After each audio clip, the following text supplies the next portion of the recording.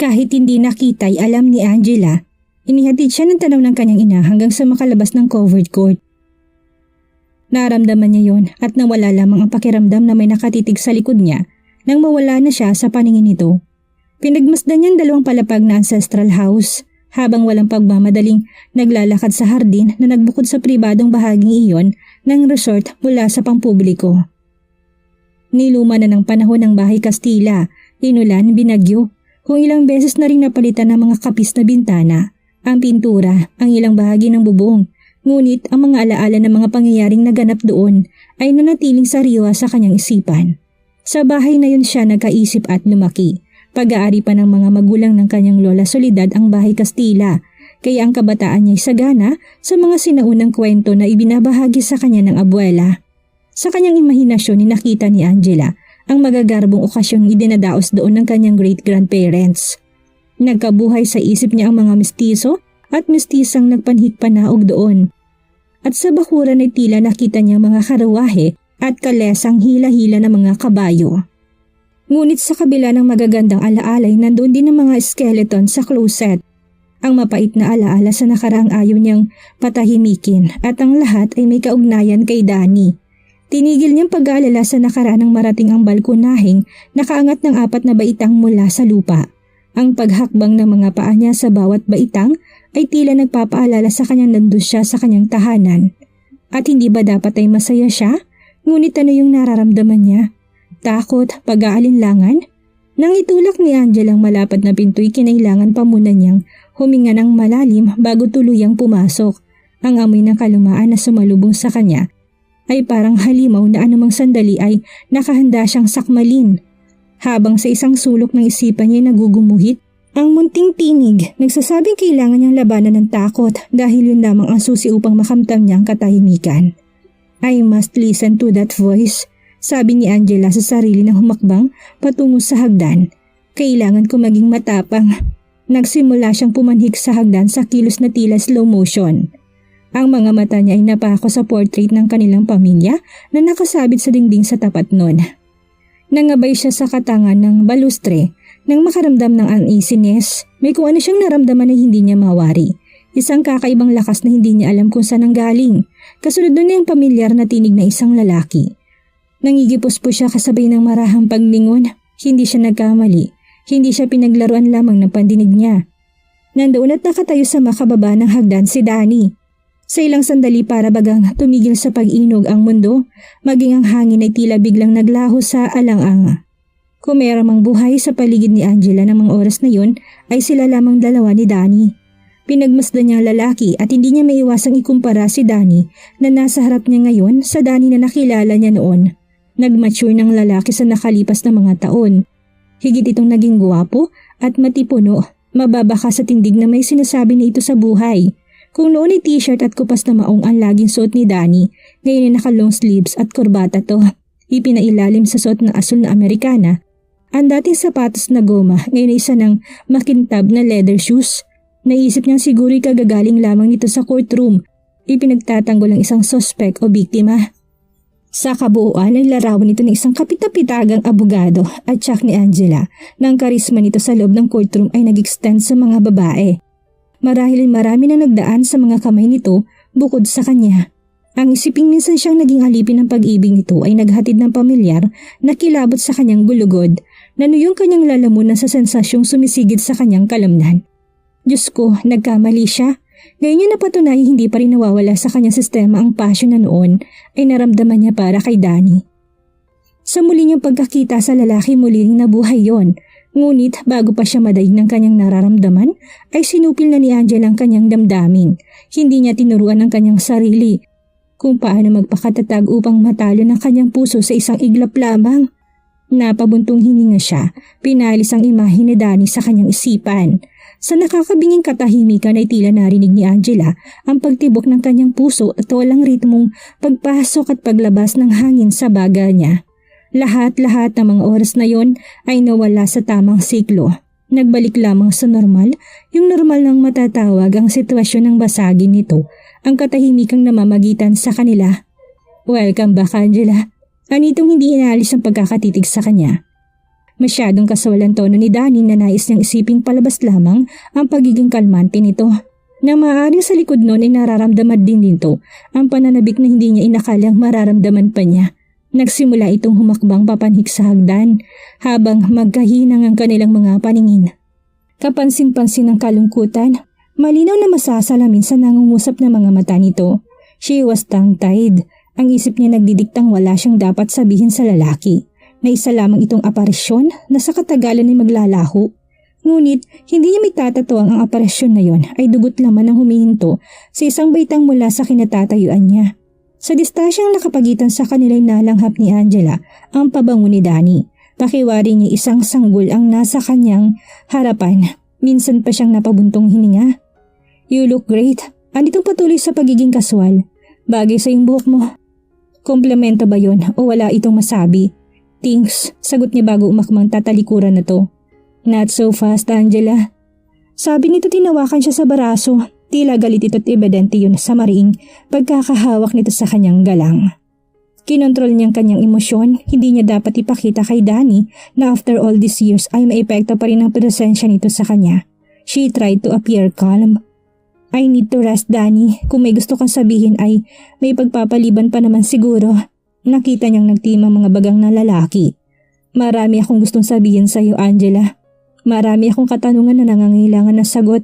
Sa palagay mo ba'y ganun kadali mo lang matatakasan ang nakaraan? Nagkakamali ka. As far as I'm concerned, wala tayong dapat pag-usapan pa, Danny. Ang nakaraan ay nakaraan na. Huwag na nating balikan ng mga bagay na matagal nang ibinaon sa limot. Hindi mo alam kung anong ginawa mo sa akin. He sounded bitter. At hindi ako makakapayag na hindi mo pagbabayaran ang lahat ng yun. Let go of my wrist. You're hurting me, aniya sa matigas na tono. Wala akong pagkakautang na dapat kong pagbayaran sa iyo, Danny.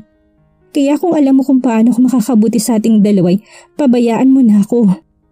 I will make you suffer, Angela. Anito sa halip na bitawan ng kanyang kamay ay lalo pang dumiin ang pagkakahawak doon.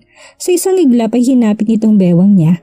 Naging irregular ang kanyang paghinga dala ng kakabang sumalakay sa kanya.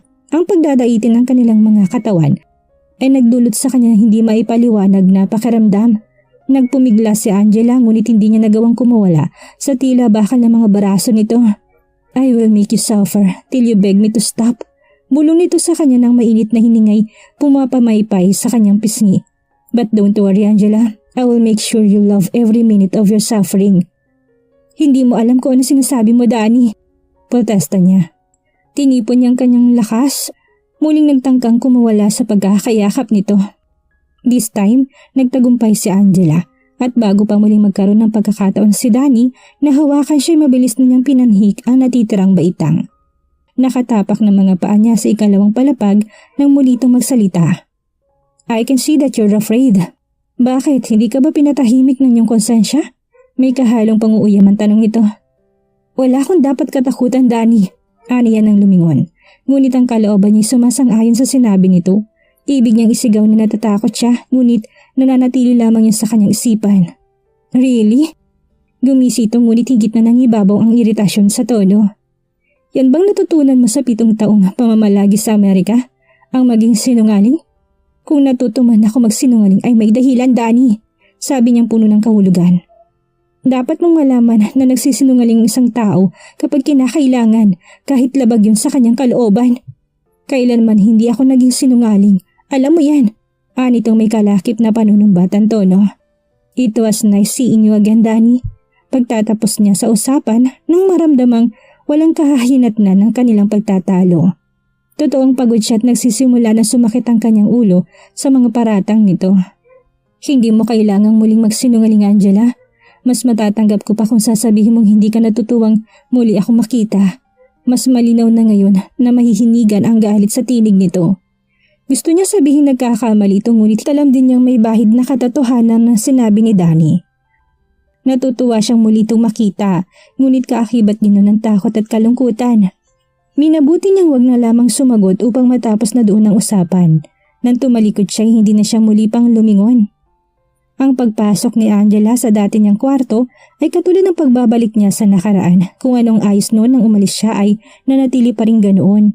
Nahiling niya na sana'y pinikialaman na lang ng kanyang mama ang mga gamit doon. Sana'y pinalitan na lang ang pintura ng kwarto, ang kama, ang divan na nasa paanan niya. Lahat-lahat sana hindi na niya nakita ang mga bagay na nagpapaalala sa kanya ng mapait na nakaraan. Nalulumong napaupo siya sa gilid ng kama. Nahagipan ng kanyang tingin ng malatang inakyat doon, kanina namang dado. Maayos na nakalapag sa isang tabi. Dahan-dahang hinubad ni Angela ang suot na high-heeled shoes bago inhiga sa kamang katawan. Tinanggal niya ang suot na wig at pinatong sa headboard. Kumawala ang mahaba at mamula-mula ang buhok niya sa isa sa minahal sa kanya ni Danny noon. No, I mustn't think of him, sabi niya sa sarili. Masakit ng pagkawala ng pinakamamahal na ama kaya hindi niya na dapat pandagdagan ang kanyang pagdurusa. Ipinikit niya mga matang nahilam sa luha. I'm sorry, Papa, bulong ni Angela nang idapa sa kamang kanyang katawan. Sinalo ng una ng kanyang mga hagulhol. I'm really sorry. Pinutol ang mararahang katok sa pintong pag-iyak niya. Tumayo siya, tinuyo ng panyang mga pisnging basa ng luha. Nang buksan niyang pinto ay tumambad sa kanyang ina. Nasaan yun itong piping pakiusap na sana'y kanyang patuluyin. Dinalhan kita ng pagkain. Pasado 2:00 na tiyak kung hindi ka pa nananghalian. Sabi nito at piniresentahan tray na naglalaman ng pagkain. Napabuntong hininga siya. Binuksan niyang maluwang ang pinto, tanda ng maaari itong pumasok. Kumain ka na, baka malipasan ka ng gutom. Dagdag nito ng ilapag ang tray sa mesang nasa isang sulok ng kwarto. Yun ang nagsisilbing study table niya. I'm not very hungry. Kaswal na sabi niya sa ina. Gusto niyang iparating dito na hindi siya impressed sa pag-aalala nito. Nakita niyang tumango ito at pinagkiskis sa mga palad. Malungkot ang ngiting sumilay sa mga labi nito. Masaya ako makita ka, anak, sabi nito nang lumapit sa kanya. Nangingilid ang luha sa mga mata at baka saan yung paghihirap ng kalooban. Hindi alam ni Angela kung anong dapat na maging reaksyon. Tumango siya sa kawalang masabi. Maari bakit ang yakapin? Nakikiusap na tanong nito. Bagamat hindi siya sumagot ay niyakap pa rin siya ng kanyang ina. Mahigpit at damang-dama niya sa yakap na yun ang pananabik at pagmamahal. Subalit hindi niya magawang utusan ng mga kamay na gumanti ng yakap dito. Nanatili yun sa kanyang tagiliran para siyang tuod na nakatayo lamang doon. Batid niyang dahilan ang pagyugyug ng mga balikat nito at bahagyang panginginig. Pero anong magagawa niya? Hindi pa rin magawang magpatawad ng puso niyang pinatigas ng hinanakit at panghihinayang. Luha ng kanyang ina nang kumala sa pagkakayakap sa kanya. Nasa mukha nitong sakit na dinadala sa dibdib. Tila may nais itong sabihin, ngunit naumid na ito. Gusto ko na magpahinga, sabi ni Angela, makaran ng mahabang sandali na katahimikan. Sinupi niyang kanyang emosyon upang ipakitang matigas siya. Gayunpaman ay pinapasalamatan niya ang pagkaing dala nito upang maski papaano ay may makuha itong kaunting konsuelo sa kanya. Tumango lamang ito bago walang imik na lumabas ng kwarto. Nang isara ni Angela ang pinto ay muli siyang napahagulhol. Sa kauna-unahang pagkakataon ay may naramdaman siyang kurot sa puso niya. Para sa ina, may nakasingit na awa sa batong puso niya. Ngunit agad din nangibabaw ang galit at hinanakit doon at muli na itanong niya sa kanyang sarili bakit siya hindi nito nagawang kaawaan noon. Nang iwas si Angela ng kanyang ina at kumalmang kanyang damdamin ay nagka-interes din siyang tingnan ang pagkaing dinala nito para sa kanya. Nagsinungaling siya ng sabihing hindi siya nagugutom dahil ang totoo ay kumakalam ng kanyang sikmura sa biyahe pa lamang patungo doon. Sabik siya sa pagkaing Pinoy kaya halos naubos niya ang sinigang na sugpo at inihaw na bangus. Wala ring natira sa isang malaking hiwa ng papaya na kanyang pinanghimagas. Pagkatapos kumain at tiyanak niyang kanyang kabinet, nanood sa kanyang ilong ang amoy ng mothballs nang buksan yon. Muli naramdaman niyang nakauwi na nga siya. Sabik na inusisa ni Angela ang mga lumang damit at kagamitang nandoon. Sa paglipas ng mga taon ay tanging height lang ang nagbago sa kanya at hindi ang pangangatawan. Kung titingnan pa ngay higit siyang naging payat kesa dati. At hindi kataka-taka yun dahil sa kanyang pagiging modelo. Isang cotton night dress ang kinuha ni Angela mula sa cabinet. Paborito niyang pantulog yon. Matapos mag-shower pinalit niya ang night dress sa sleeveless blouse at leather pants na suot niya sa biyahe. Alam niya kailangan niya mag-ipon ng lakas kaya pinilit niya makatulog. Bagamat nahirapan, eventually ay nakatulog din siya sa kabila ng pamamahay. Madilim na sa labasan ng siya'y magising. Nakabukas na ang night lamp na nakapatong sa side table malapit sa ulunan ng kama at ang mapusyaw na liwanag nun ay nagbigay sa kanya ng pakiramdam na tila may nagmamasid sa kanya. Isa pa ay hindi niya natatanda ang nagbukas siya ng ilaw. Good evening, time to get ready. Anong tinig ni Danny na agaran nagpalingon sa kanya sa kinaroroonan nito. Nakaupo ito sa single sofang nasa isang sulok. Bahagya na lang naaninag ni Angela ang mukha nito dahil sa anino ng isa sa mga haligi ng 4-poster bed na kinahigaan niya. Gayunman ay hindi niya maaring pagkamali sa ibang boses nito. Naamoy din niyang pabango nitong agad nang tumatak sa kanyang memorya. Daklot ang kumot na napabalikwas si Angela. Hindi niya alam kung gaano na ito katagal doon, pero kung kanina pa ito doon o kapapasok pa lang hindi na importante. Ang issue ay kung bakit nangahas na pumasok doon ang lalaki. Sino nagbigay sa'yo ng permisong basta nalang pumasok dito? Galit na tanong niya nang bumaba ng kama. Nakapamewang na hinarap niya ito. Tumayo si Danny tumakbang papalapit sa kanya. Nang tumambad sa liwanag ang mukha nito ay nakita niyang humagod ang tingin nito sa kanyang kabuuan. Nagtagal ang mga mata nito sa kanyang dibdib. Hindi nakaila sa kanya nang mapalunok ito. Kasunod nun ay naramdaman niya ang dahilan. Narealize niyang wala siyang bra sa ilalim ng suot na pantulog. Namumulang mukhang agad siyang tumalikod dito. Lalo siyang nakaramdam ng inis nang marinig na napalatak ito sa ginawa niya. Hindi ko maintindihan kung bakit kailangan mong itago isang bagay na ilang beses ko nang nakita at nahawakan. Anito para bang nakangisi habang sinasabi yun. Wala akong panahong makipaglokohan sa'yo, Danny. Inis na sabi niya. At kung hindi ka bastos na basta nalang papasok sa kwarto ng may kwarto, wala sana akong kailangang itago. As I said, wala ka namang dapat itago sa akin, hindi ba? Sa pagkakaalam ko'y nakita ko na maging ang kalitliitang mong nunal. Hindi siya nakapagpigil, yung harap niyang yun ay isang sampal na pinadapo niya sa kaliwa nitong pisngi. Bastos! Nangingit-ngit na bulalas niya. Nakita ni Angela ng ilang sandaling matigilan si Danny. Hinaplos nitong pisngi na para bang nagtataka kung bakit kailangan niyang gawin iyon. Pagkatapos na nang umisit at minaliwala ang pangyayari. Maski papani nakaramdam siya ng pagkakonsensya sa ginawang pananampal, hindi siya dapat nagpadala sa buso ng kanyang damdamin. After all, tama naman ng lalaki. Nakita nito maging kalitliitang niyang nunal. Kaya anong dapat niyang ikagalit gayon nung sinabi nito isang mapait na katotohanan? Masakit bang marinig ang katotohanan, Angela? Hindi nalingid sa pandinig niya ang pait na kaakibat ng tanong na yun. Gaano pa kaya kasakit yung pinagkait sa iyo ng katotohanan? Parang punyal na tumarak sa dibdib niya ang tanong na yun ni Danny. Napalunok siya dala ng kabang nararamdaman. Please, huwag ngayon. Aniya sa nakikiusap na tono. Hayaan mo man lang akong tahimik na magluksa sa papa. Naisip niyang mas makakabuting wag na muna siyang makipagtagisan sa lalaki. May pampamilyang problema pang dapat niyang asikasuhin. Kung sasabi pa si Danny hindi niya alam kung paano yun kakayanin. Marahil ay naunawaan itong ibig niya sabihin. Nang magsalita ito'y wala ng pang-iinsulto, nagbalik ito sa pagiging kasual. Alright, pagbibigyan kita, pero wag mo isipin tapos na ako sa'yo.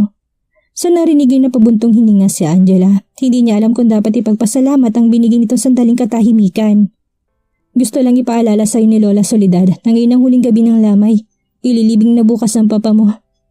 I don't need to be reminded, she said stubbornly. Alam ko kung anong mga obligasyon ko bilang anak ng yumao. Ngayon siguro naman lalabas ka na o gusto mong pang gumawa tayong dalawa ng eksena dito. Hindi na ikaw ang babaeng nakilala ko noon, Angela. Anitong baka sa tinigang panghihinayang. Well, ano pa bang dapat kong ipagtaka? Inaasahan ko na to. Please, lumabas ka na ngayon. Ani ang nanindigan sa nais mangyari. Wala siyang panahong makinig sa mga sentimiento nito. She had enough of her own sentiments. Ilang sandali naghari ang katahimikan bago naramdaman ni Angela ang paghakbang ni Danny patungo sa pintuan. Again, there was a pause. Kasunod na yung pagbukas at pagsara ng pinto. Saka pa lang siya nakahinga ng maluwag nang lumingon at makitang wala na ito. Ngunit anong nararamdaman niya? Panghihinayang? Nang bumaba si Angela, dako alas 7 ng gabi nakasuot na siya ng black flare, pants at puting blusang hanggang sikong manggas. Nakasampay sa balikat niya at nakabuhol sa tapatan dibdib ang isang itim na cardigan at bagamat puting sneakers ang sapin sa mga pay na natili siyang intimidating sa height niyang 5 talampakan at 9 na pulgada. Binati siya ng isang maedad na babaeng may dalang tray ng biskwit pagbaba niya na hagdan. Nginitian niya ito matapos siya ay ginala niyang tingin sa kabahayan. Marami na nandoon para makiramay. Ang ilan ay katulong ng mga kasambahay sa paghahanda ng pagkain at pamumudmud doon. Nang magtungo siya sa kusina nakita niya doon ang kanyang ina. Kausap nitong 2 kusinerang abala sa pagluluto ng pagkain. Ang isa ay nakilala niya si Aling Mameng na asawa ni Mang Dado. Bukod sa nadagdagan ito ng timbang ay halos walang pinagbagong babae sa nagdaang 7 taon. Lahat ay napalingon sa direksyon ni Angela. Nang maramdaman ang kanyang presensya, binati siya ng mga ito. Isang tipid ng ngiti ang tanging niyang tinugon bago pumihit pabalik sa sala. Hindi niya pinansin ang malungkot na tingin pinukol sa kanya ng ina. Paglabas niya papunta sa balkonahin, nakasalubong niya isang magandang babae na nakasuot ng puting bestida. Chinitang mga mata nito, katamtaman ng tangos ng ilong at makipot ang mapupulang labi. Sa kulay na balat ay nahulaan niyang may dugong Chinese ito. Sa mabilisang assessment ay hindi mapapasubali ang maganda ito, sunod sa moda, at dahil baby-faced ay hindi niya alam kung dalagan ito isa lamang teenager. Maluwang ang ngiti nito nang batiin siya na para bang matagal na silang nagkakilala, gayong noon lang niya ito nakita. Oh my gosh! Bulalas nito. Angela Di Luna, the supermodel! I'm an avid fan! Inextend nitong kamay para sa isang handshake. Nagbigay si Angela at nakipagdaupang palad dito. Bagamat nagtatakay, ngumiti siya habang sa isip ay naalala kung nagkakilala na sila nito. Pero sa abot na kanyang natatandaan ay talagang noon lang niya ito nakita. Oh, by the way, I'm Maylie. Hindi pa tayo magkakilala pero marami na ako naririnig na kwento tungkol sa'yo. Really? Ang tanging niyang naging reaksyon, mukha naman itong sincere kaya hinayaan niya lang sa pakipag-usap sa kanya. Isa pa'y ayaw niyang isipin itong suplada siya o mahirap lapitan. Yes, at talagang nga palang napakaganda mo. Madalas kang pinagmalaki ni Tito Ricardo nung nabubuhay pa siya. Kinakitaan niya ito ng lungkot sa pagkabanggit sa pangalan ng kanyang ama. Ngunit nagbalik din ang sigla sa tinig ni Maylie maya-maya lamang. He was a very proud father. I don't know what to say, sabi ni Angela at nagkibit ng mga balikat. Naisip niyang marahil ay kamag-anak nila ito o ngayon pa lang niya nakilala. O baka kaibigan ng pamilya kaya tinawag nitong kanyang papa na Tito Ricardo. Just be happy that your father was a good man. Anit at pagkasabi niya nagpaalam na sa kanya.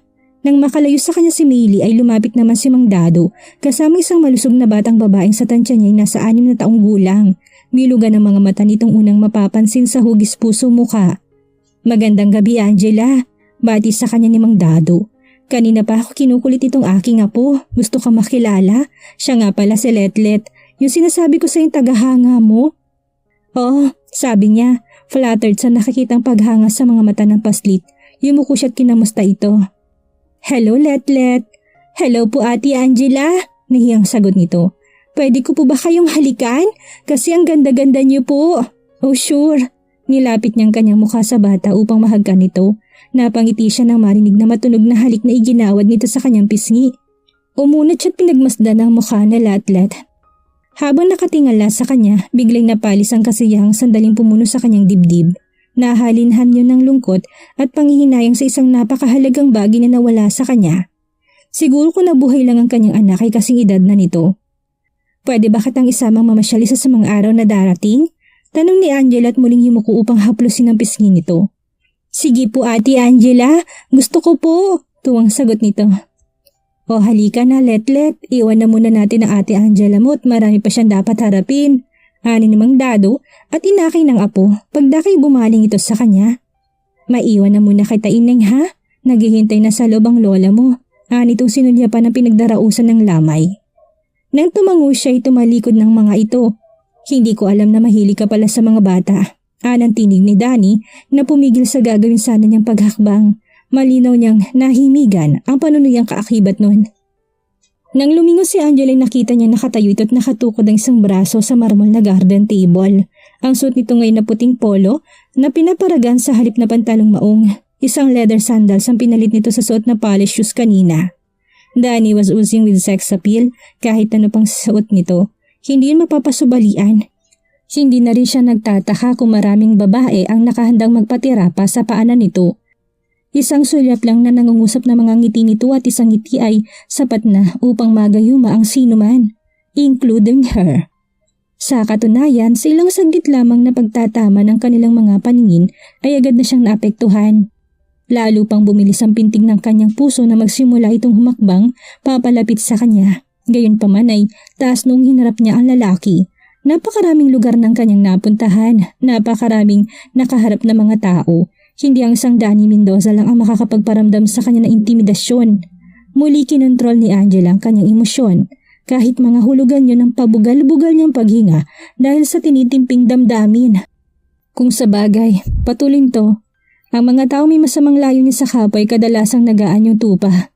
Ginagamit nilang instrumentong mga bata para makuha nilang simpatsya na nakakarami. Napakunot-noo siya sa sinasabi nito. And what exactly do you mean by that? Tanong niyang hindi tinatagong iritasyon. Sinasabi mo bang masamang tao ako? Did I hit home? Hindi ko alam kung bakit kailangan mo magbigay ng ganyang reaksyon sa sinabi ko. Tayong dalawa lang dito, Attorney Medina. Sino pa bang maaari kong isiping pinariringgan mo? Narinig niya nagpapalatak si Danny. At pwede bang wag mo kong paikutan? Nahihilo ko sa'yo, dagdag pa niya. Huminto sa harap niya si Danny at pinagmasdan siya na parang isang manikin. Nanunuring mga mata nito, tila ba'y hinahanapan siya ng kapintasan.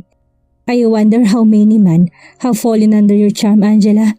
Tuwing naalala kita ay naisip ko kung ilang lalaki nang nasira ang buhay ng dahil sa'yo. Ebidente ang bitter na sa tinig nito at nasasaktan siya. Ayaw niyang isipin ang simpleng laking minahal niya noon ay naging isang halimaw ng dahil sa kanya. Mahirap paniwala ang nasira ni Angela ang buhay ni Danny. Sa nakikita niya natupad ang lahat ng mga pangarap nito para sa sarili. Kaya wala itong karapatang sumbatan siya dahil siya ang nagsakripisyo. Siya ang nasirang buhay. Hindi mo alam ang sinasabi mo, Danny. Malungkot na pahayag niya. Kung alam mo lang ang mga pinagdaanan ko, hindi ka makakapagsalita sa akin ng ganyan. At anong hindi ko alam, Angela? Nanunuyang tanong nito. Meron pa ba akong dapat malaman? Nang tangkain nitong hawakan siya mabilis siyang umurong. Ginitian pa muna niya ang mga bisitang dumaan upang pagtakpan ang kanilang pagtatalo. This is not the right time to talk about the past, Danny. Napabuntong hininga si Angela at napahalo kip-kip. Itinuon niya si ibang pansin. Nakiusap na ako sa iyong hayaan mo na muna kung may pagluksa ang papa, hindi ba? Hindi na nakuhang sumagot ni Danny nang makita nilang palapit si Maylie. Hindi niya alam na magkakilalang dalawa kaya nagulat siya nang hagkan ito ng babae sa pisngi. Ilang sandali siya natigilan. I've been looking for you, Dan. Papa is here, sabi ni Maylie tumawak sa braso ni Danny. Ang boses ito'y tila batingaw, nagpabalik sa isip niya sa kasalukuyan. Nakita niyang nagtim ang mga bagang ni Danny at pagkatapos ay inakbayan ito. Have you met my fiancé, Angela?